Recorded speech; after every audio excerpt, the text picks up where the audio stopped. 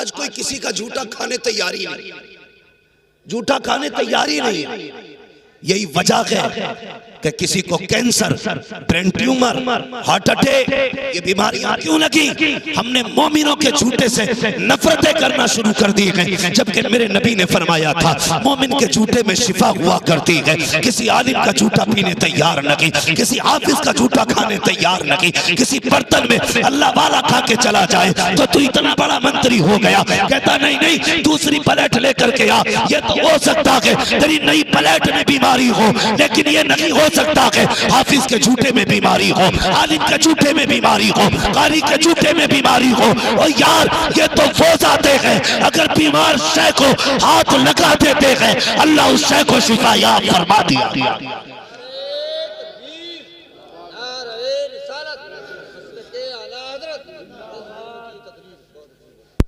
कुतुब बना घूम रहा, झूठा नहीं खाएगा। और शर्म कर, हज़रत नफरतें हो गई इससे। जब एक गिलास में हम पानी पीते थे तो मोहब्बतें थी, एक प्लेट में खाते थे तो एक दूसरे का दर्द था। आज पहले हुक्के चलते थे, एक ही हुक्का पूरी बैठक में घूमता था है। अगर साथ भी बैठे तो साथों एक ही नगाली में मुंह लगा रहे थी ना मोहब्बतें। आज तो मैं उठ के जाऊं दूसरा आएगा तो झाड़ेगा, ऐसा लगता मैंने वायरस रख दिया। ये नफरतें हो गई हमारे बीच। भाई भाई के साथ खाने तैयार नहीं, एक गिलास में पानी पीने तैयार नहीं। कहीं जाते हैं तो 6 लोग खा रहे हैं तो 6 गिलास रखे, क्योंकि नहीं अब कोई पसंद नहीं करता झूठा खाने में। शर्म कर यार। हाँ तजर्बा ना किया हो तो कर लेना। कई बार ऐसा होता हजरत जैसी शख्सियत भी अगर गिलास से पानी पिए और दूसरा पक्का फासिक व फाजिर बैठा करवट में, वो कहता पानी देना, तो अगर कोई दे नहीं पहले धो लो इसको। ये कहां चले गए? तो वो सिस्टम चल रहा है खड़े होके खाने वाला। लोग इसे इज्जत वाला खाना कहते हैं। बड़ा आदमी है भाई, सबको बैल बना के खिला रहा है।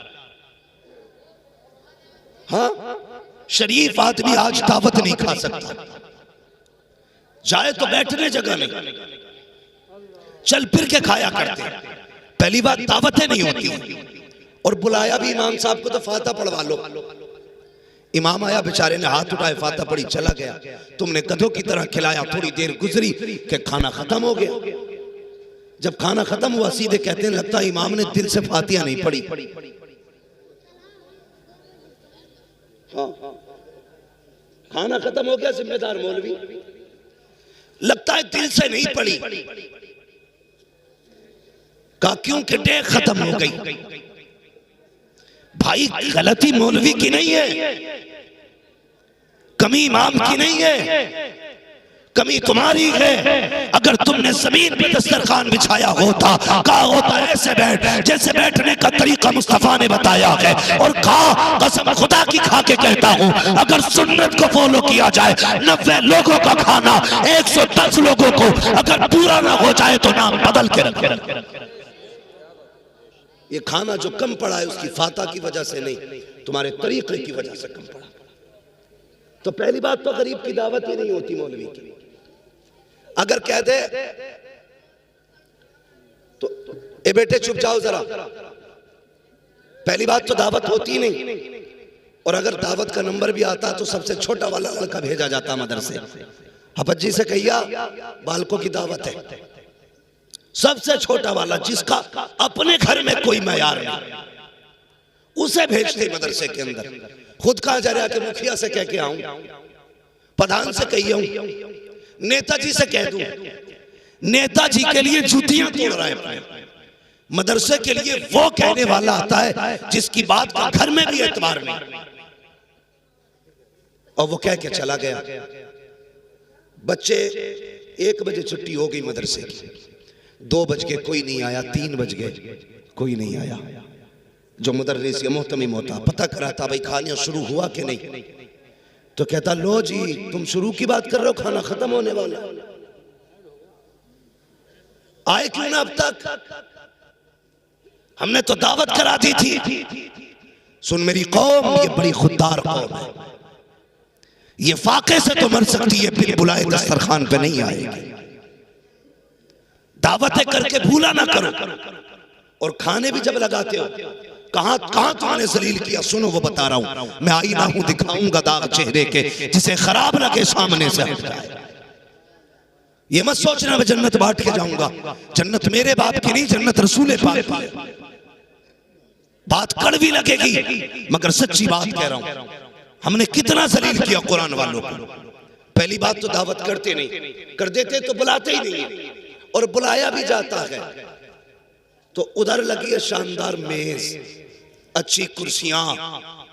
जब मदरसे वाले बच्चे आते कहते ना इधर नहीं, अल्लाह उधर पाल बिछा के खिला दो, इधर नहीं, इधर वीआईपी लोग खाना खाएंगे,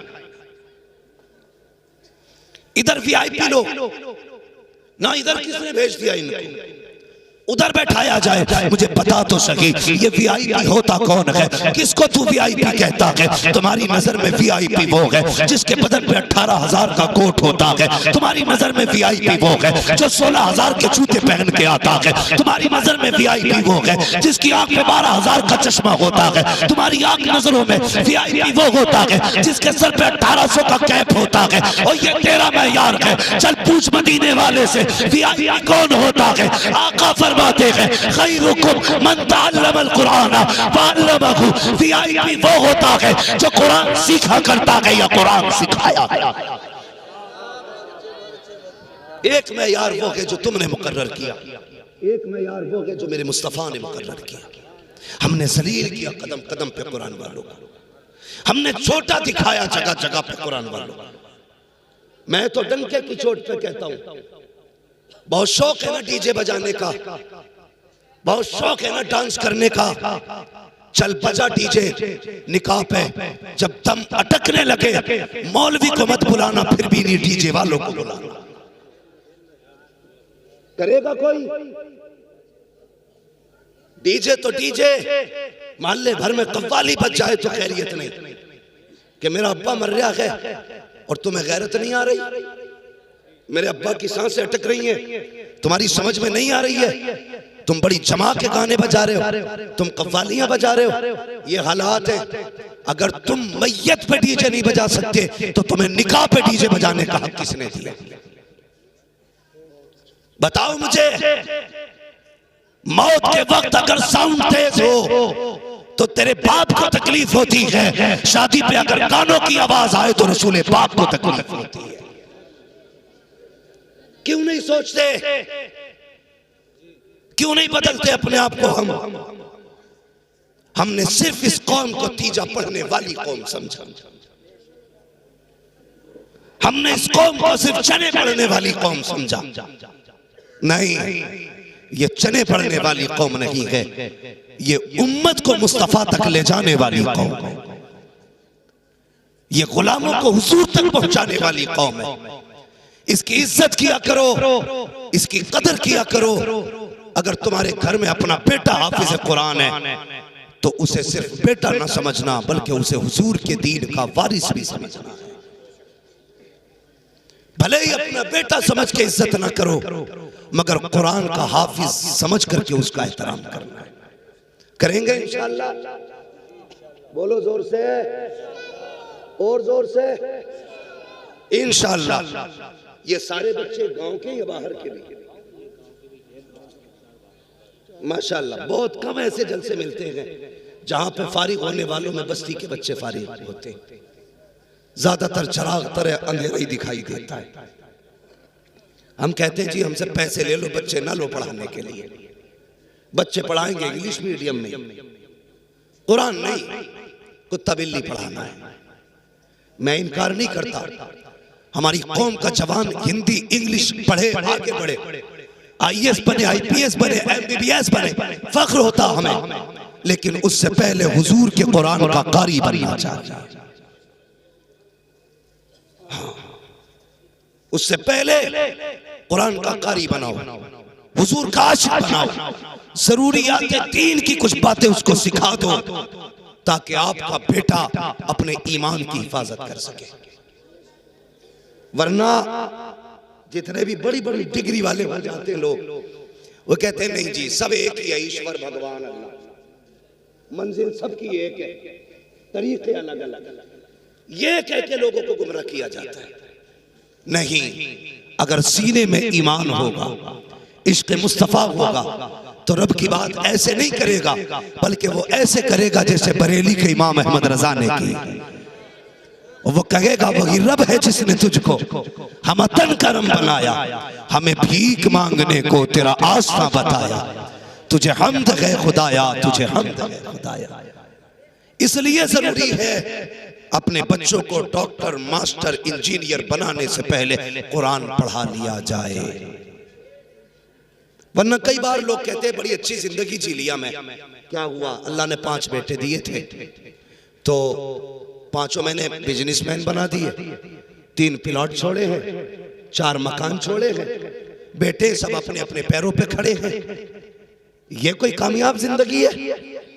कामयाब जिंदगी वो नहीं जिया जिसने अपने पीछे बिल्डिंग मकान छोड़े हैं। कामयाब जिंदगी वो जिया है जिसने अपने पीछे कुरान पढ़ने वाले छोड़े। मरने के बाद क्या चाहिए? बिरयानी बताओ, रसगुल्ले, एयर कंडीशन रूम, लग्जरी गाड़ियां? नहीं ना, सिर्फ एक ही चीज चाहिए और वो है रब की रजा। यही चाहिए ना मरने के बाद। तो ये कब मिलेगी? जब हम अपने बेटों को कुरान दे करके जाएंगे, अपने बेटों को दीन से जोड़ करके जाएंगे। जब हम कब्र में लेटे होंगे, ये भी बड़ा मसला हज़रत, ये भी बड़ा मसला। मरे कोई भी नमाज पढ़ाने के लिए मुफ्ती साहब को ही बुलाया जाए, अच्छी बात है, पढ़वाओ, लेकिन वजह यह भी है हमने ये सोच रखा है दुनिया के हक खा जाओ, मुफ्ती साहब से नमाज पढ़वा लेंगे, काम चल जाएगा। गले घोट दो गरीबों के, इन्हें बुलाएंगे, काम चल जाएगा।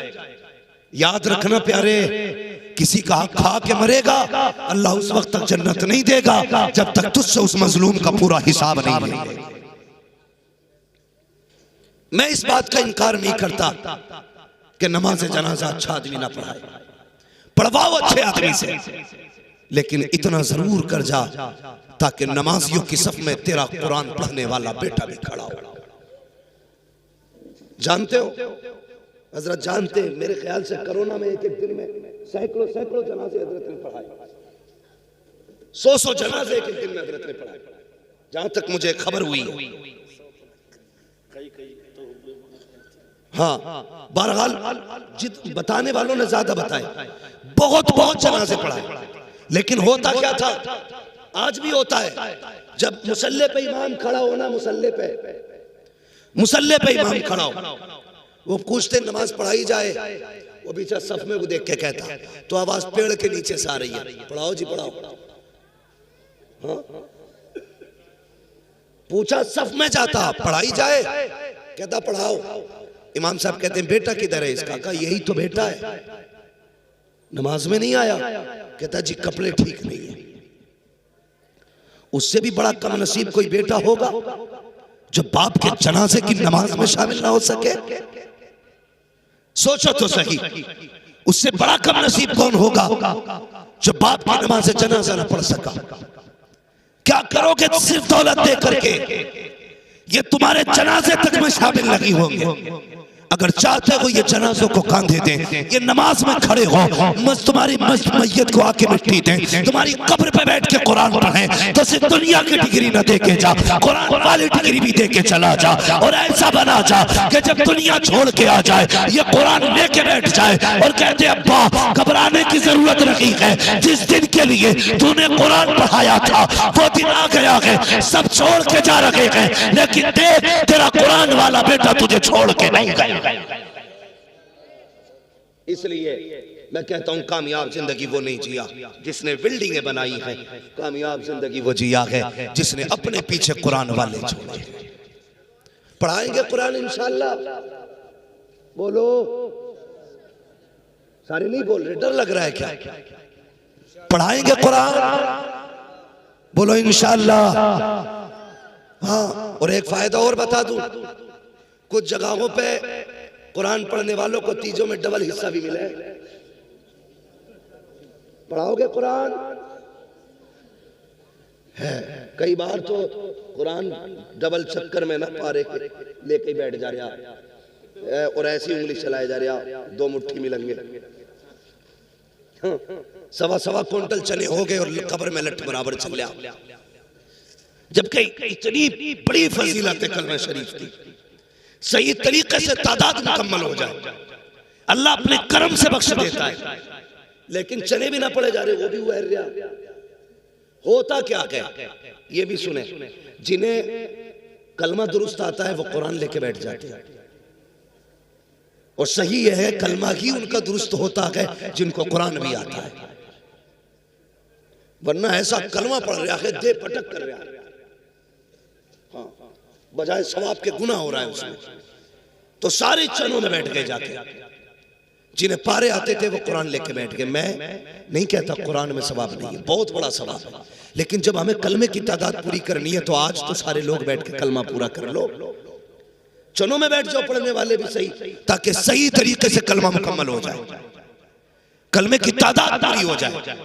लेकिन नहीं, अगर चने डबल देते हो तो सिंगल ही दिया करो, ताकि लोग लालच में उधर ना जाए। अक्सर हम देखते हैं कि बहुत कम तादाद ऐसी है जिन्हें सही तरीके से कुरान पढ़ना आता है। और मस्जिद से निकलेगा जिसे सुबहाना भी सही से याद नहीं है, वो फट से फतवा ठोक रहा इमाम पे। हाँ कि इनके पीछे नमाज ना हो रही जी, इनके पीछे ऐसा नहीं हो रहा, वैसा नहीं हो रहा। ये ना किया करो। जो पढ़ी अगर उसे बचाना है अपने गिरबान में झांका करो। जितने धुन से दूसरे के ऐप देखते हो उतने धुन से अपने ऐप देखा करो। जितनी कोशिश दूसरे की सलाह में करते हो अपनी सलाह में कोशिश किया करो। अगर ये अमल बना लिया कसम खुदा की मदीने वाला भी राजी हो जाएगा, काबे वाला भी राजी। दूसरे से ज्यादा अपनी सलाह की कोशिश करें। बच्चों को कुरान पढ़ाएं, दीन सिखाएं और बच्चों को मदरसों में दाखिल करें और साथ में दुनियावी तालीम भी दें। यह हक है हमारा, जरूरत है इस दौर की दुनियावी तालीम देना भी, लेकिन साथ में दीनी तालीम बहुत जरूरी है। इसलिए बच्चों को पढ़ाइए, इदारों का ताउन कीजिए। एक बात और कह जाऊं ताउन के हवाले से, बहुत गौर से मेरी बात सुने। हमारे यहाँ इंतकाल होता है ना तो सबसे पहला काम होता है कुरान की पेटी लाई जाती है। सबसे पहले कुरान की पेटी लाई जाती है, उस पर लिख दिया जाता है बराए ईसाले सवाब फला मरहूम, ला के मस्जिद में रख दी। कहीं कहीं तो इतनी पेटी हो गई कि मुसल्ले तक आ गई। इतने पढ़ने वाले बस्ती में लोग नहीं जितने पारे बस मस्जिद में रखे हुए। और बेटा भी पेटी देख के बरी हो गया, पेटी दे दी बस हो गया काम। नहीं, आपने कुरान दिया मस्जिद में, वहां तो पहले से इतने पारे थे कि रखे रखे कीमत पा रही थी। उनकी हिफाजत करने वाला कोई नहीं, गर्द चढ़ गई रखे रखे पारों पर। अगर अल्लाह तौफीक दे, बाप का इंतकाल हो, मैं इस मदरसे को देख के हैरत कर रहा हूँ, खस्ता हाली देख रहा हूँ, इसका कलर भी देख रहा हूँ।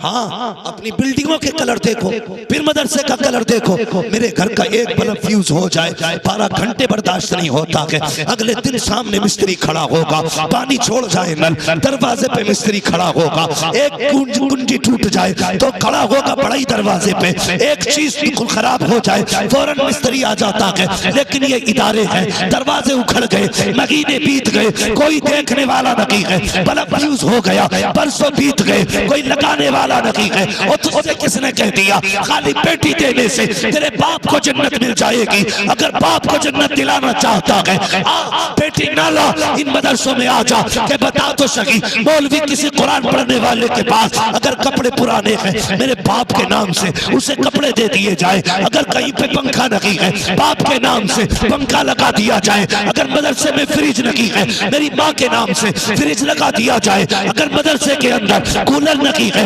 कुरान वालों के लिए कूलर लगा दिया जाए। दावे के साथ कहता हूँ जब तेरा दिया हुआ कूलर चलेगा उसकी ठंडी हवा आएगी, इधर हाफिज के सीने को हवा ठंडी करेगी, उधर अल्लाह कब्र में तेरे बाप की कब्र को ठंडा फरमाएगा।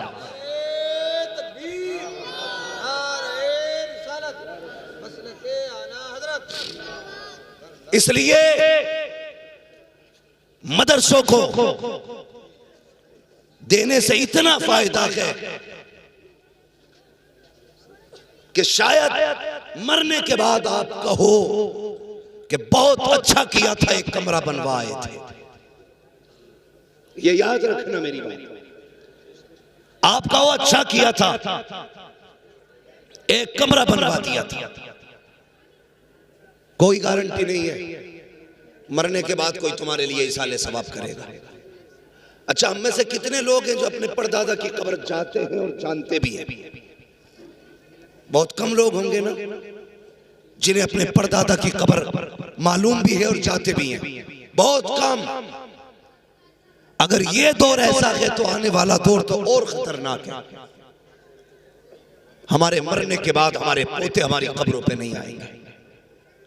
ये भी हो सकता बेटे ही कब्रों पे ना आए। इसलिए